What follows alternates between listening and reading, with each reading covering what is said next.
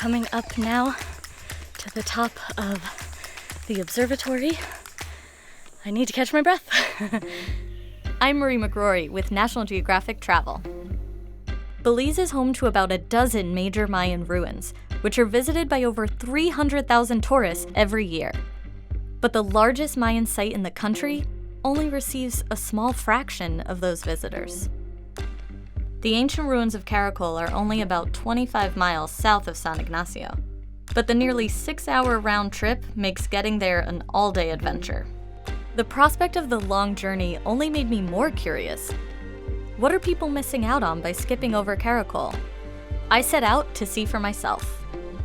About 2 hours into the trip, I took a little detour. We've made a quick pit stop at Rio Frio Caves. The 70-foot arches on either side make it one of Belize's most accessible caves. A little later, I took a quick butterfly breather. This clump of swallowtail butterflies was collecting minerals from the mud in a behavior called puddling. Finally, I arrived at Caracol. The site was lush and peaceful, with none of the typical tourist amenities like a gift shop or concessions. But, unlike many other Mayan sites, visitors are free to climb and explore the ruins. At its height, around AD 650, Caracol spanned more than 6 square miles and was home to over 140,000 people.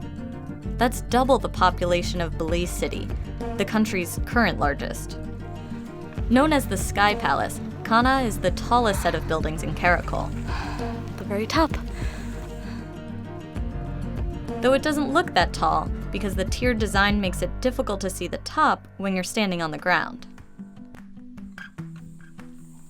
There's also an observatory complex that the Maya used for astronomical observations.